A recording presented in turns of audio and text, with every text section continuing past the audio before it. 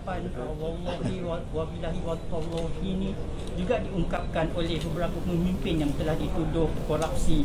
Malah ikrar untuk integriti ini terus diucapkan oleh pegawai SPRM. Malah terdapat daripada mereka telah melanggar. Apa yang istimewanya ikrar ini? Sebagai seorang Islam, kita bersumpah dengan nama Allah. Allahi wa billahi wa tallahi itu sebagai satu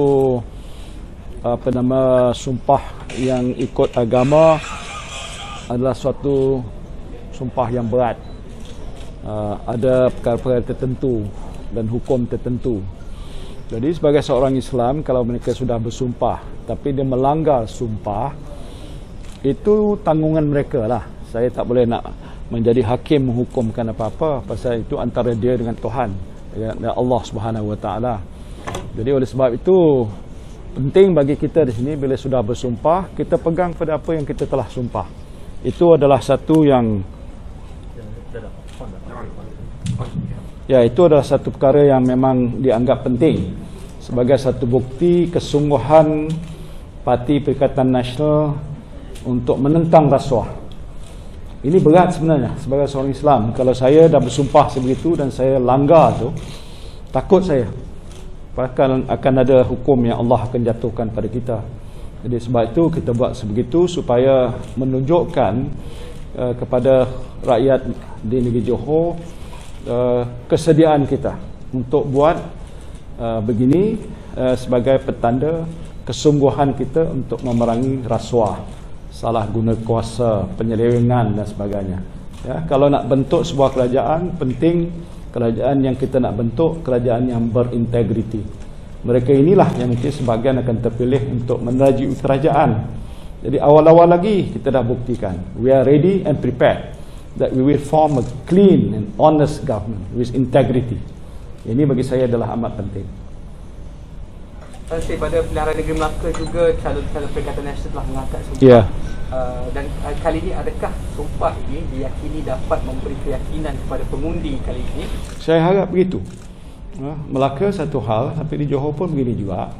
Dan kita akan lakukan ini sebagai satu amalan kita sebagai sebuah parti yang mendokong prinsip integriti, menentang rasuah. Malahan dalam perlembagaan parti saya sebagai contoh, itu ada terkandung di dalamnya sebagai satu perkara yang penting, iaitu kewujudan kita ialah sebagai sebuah pertubuhan politik yang nak mengamalkan amalan-amalan politik yang bersih. Jadi selepas di Melaka, sekarang ini di Johor, bukti jelas bahawa kita buat sesuatu bukan dengan sambil lewa. Pasal kita anggap ini serius. Dan kita nak memperingatkan juga kepada rakyat Johor, jangan mengulangi apa yang telah berlaku di mana pimpinan negara sudah pun tercemar, sudah dijatuhkan hukuman, didapati bersalah, sedang pun dibicarakan lagi, dan ada lagi baru yang berlaku di Amerika Syarikat yang membuktikan pemimpin utama negara seketika dahulu, Perdana Menteri, terbabit dan terlibat dalam kes skandal yang besar itu. Jadi ini sebagai satu peringatan.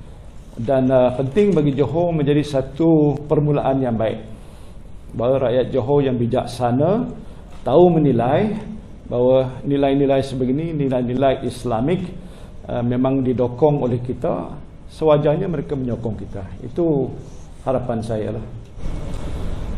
Pemimpin yang Tan Sri masukkan itu ada membuat lawatan ke Johor dan kita dapat lihat ada satu penerimaan yang agak positif. Pandangan Tan Sri? Biasalah, siapa datang pun dia tengok muka siapa pun, ada yang suka datang, yang tak suka pun datang. Nak tengok dekat-dekat betul ke dia ni perompak, betul ke dia yang dah jatuhkan hukuman. Jadi jangan kita andaikan kerana ramai datang tu ialah kerana suka. Ramai datang nak tengok muka sebenarnya, adakah ini orang telah dijatuhkan hukuman penjara 12 tahun, denda 200 juta yang terbabat dalam kes SRC. Orang ini juga yang telah berulang alik naik dan turun ke mahkamah, dibicarakan belum selesai. Orang juga ini yang telah pun disabitkan dengan apa yang dia berlaku dalam mahkamah di US yang sedang dibicarakan. Bagi saya ini satu perkara yang amat memalukan. Jadi kalau ramai keluar tu, dia rasa seronok lah. Tapi biasa kita sebut patut dia ada rasa malu. So, tak payah saya sebut lagi lah. Alright. Satu Datuk minta maaf mengenai YMDB semalam dimaklumkan hari ini ada ahli parlimen akan memfailkan seorang Datuk Seri Najib kerana didakwa mengelirukan. Komentar? Ya, itu hak ahli parlimen, dibentang di parlimen, dibawa ke parlimen, dan perkara ini adalah satu yang agak dianggap sebagai kepentingan umum yang saya harap akan diterima oleh speaker. Ya, pasal ini hak speaker untuk membenarkan ataupun tidak. Tapi kerana kenyataannya Datuk Seri Najib membuat itu suatu kenyataan yang menyelewengkan, mengelirukan. Jadi sebagai ahli parlimen ada hak untuk bangkitkan perkara itu di parlimen dan untuk speaker membuat keputusan apakah yang patut dibuat terhadap kenyataan tersebut. Terima kasih. Alright, thank you.